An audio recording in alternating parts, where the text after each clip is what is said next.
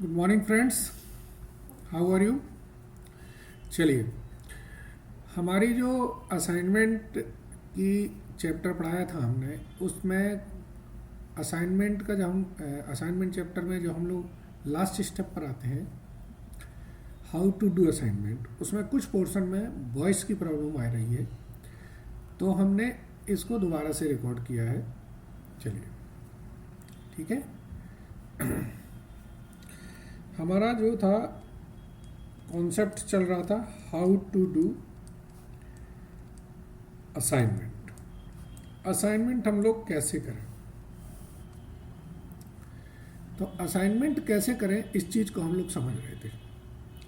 आपको पता है, हम इससे पहले वो मैट्रिक्स निकाल चुके हैं जिसमें number of lines is equal to order of matrix. ठीक है, तो हम लिखेंगे take the matrix which consist number of lines is equal to order of matrix। ये मैट्रिक्स ले लीजिए जिसमें number of line order of matrix के बराबर है। ठीक है नाउ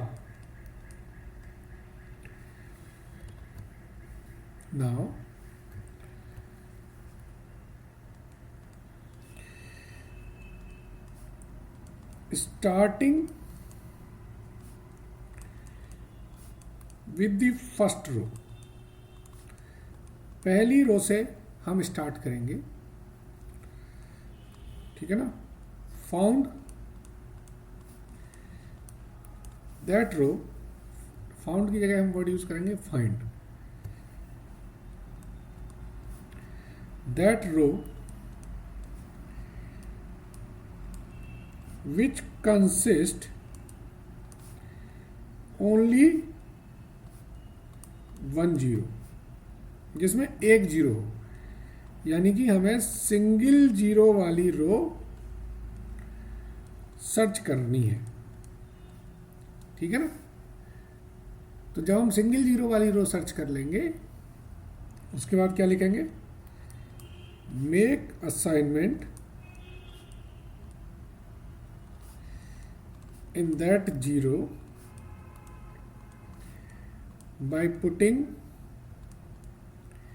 हम लोग एक छोटा सा स्क्वायर उस जीरो पे रख देते हैं, तो इससे ये पता होता है, इसका ये सिग्निफिकेंस है कि ये असाइनमेंट हो चुका है।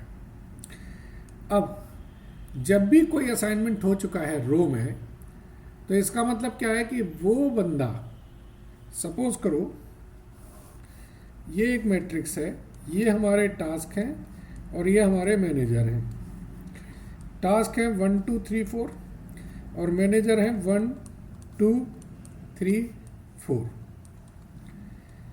अब अगर मान लीजिए ये थर्ड का यहाँ पर हमने कोई असाइनमेंट कर दिया है, इसका मतलब क्या है कि जो सेकंड मैनेजर है वो कौन सा काम करेगा, थर्ड वर्क करेगा।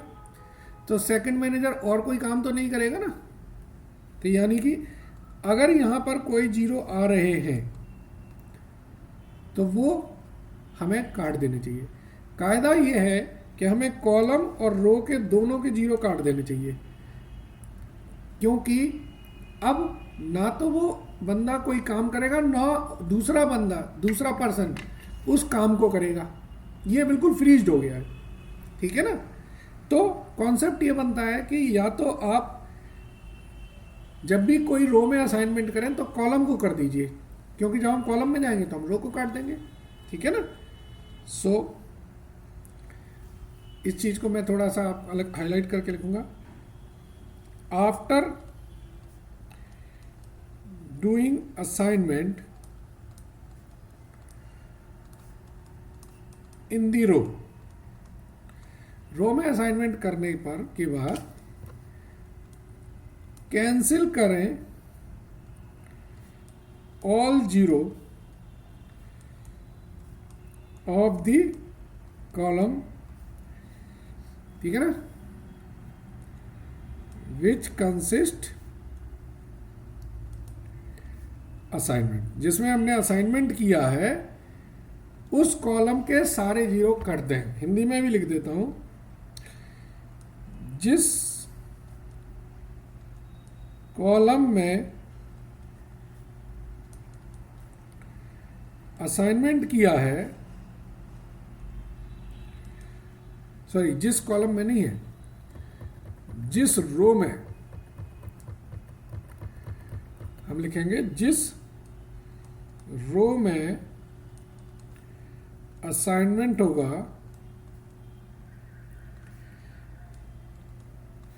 तो असाइनमेंट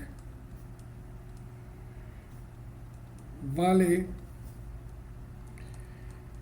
कॉलम के सारे जीरो कैंसिल कर दें। ठीक है, सारे जीरो कैंसिल कर दें। इस तरीके से हम रो में चलेंगे। Number 2, after doing assignment in the row, ठीक है ना, repeat the procedure for column also. Repeat, यही दैट इज क्या रिपीट करें, find the column that consist single zero. ऐसा कॉलम फाइंड आउट करो जिसमें सिंगल जीरो है, एंड then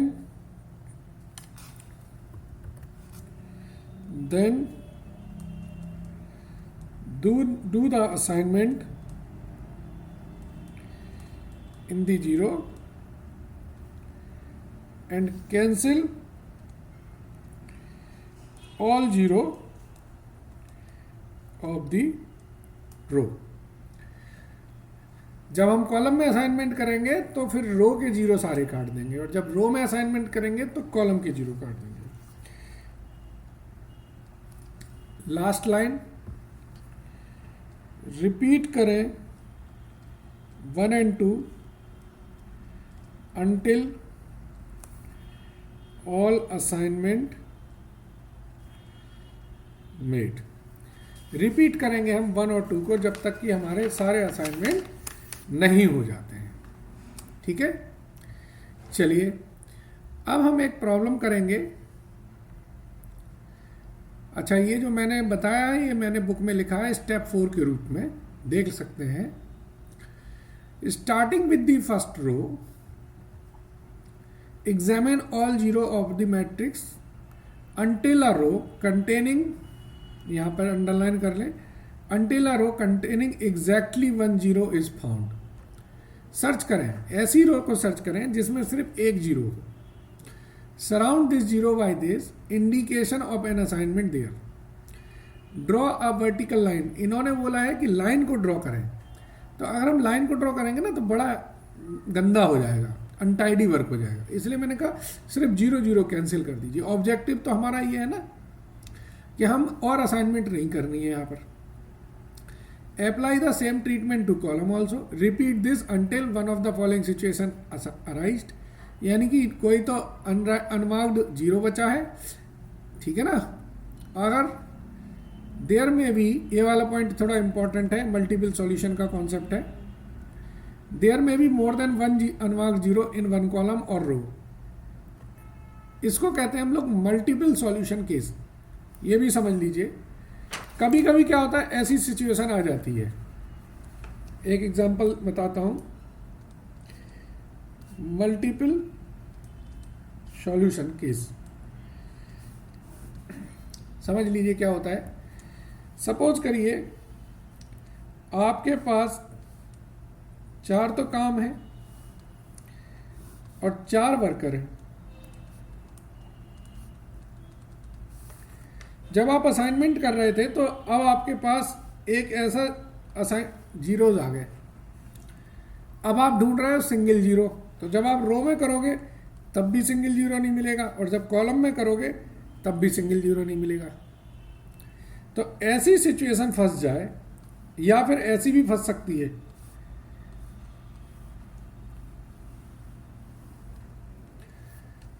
ऐसी सिचुएशन अगर फंस जाती है तो इस सिचुएशन को कहते हैं हम लोग मल्टीपल सॉल्यूशन केस। मतलब जिसमें हमें एक से ज्यादा सॉल्यूशंस दिख रहे हों। तो देखिए बुक क्या कहती है अगर मल्टीपल सॉल्यूशन केस है, put around one of unmarked zero arbitrarily. Arbitrarily पे अंडरलाइन कर ले। आर्बिट्रेरली का मतलब है कि किसी भी एक पर आप असाइनमेंट अपनी मर्जी से कर दें। यहां सिनेरियो ये आ जाता है कि अगर मान लीजिए मैंने इसको असाइंड कर दिया, तो जैसे ही इसको मैंने असाइंड किया, ये रो में असाइन कर रहा हूं तो इस कॉलम के सारे जीरो कट जाएंगे। फिर जब मैं अगली रो पे जाऊंगा तो इस रो में असाइन करूंगा तो इस कॉलम के सारे जीरो कट जाएंगे। रिवर्स सिचुएशन भी आ सकती है, जैसे सपोज करो इस केस में यहां मैंने पहले ही असाइनमेंट इसको दी थी, तो दूसरी असाइनमेंट मैंने इसे दी। तो रिवर्स सिचुएशन ऐसी आ सकती है, सपोज करो मैंने पहली असाइनमेंट इसे दी, तो जब मैं इसको असाइनमेंट दूंगा तो इस कॉलम के सारे जीरो कट जाएंगे। फिर अगली रो पे जाऊंगा तो इसको असाइनमेंट दूंगा तो इस कॉलम के सारे जीरो कट जाएंगे। तो कॉन्सेप्ट क्या है, जब भी मल्टीपल सॉल्यूशन केस आ जाए तो मेक असाइनमेंट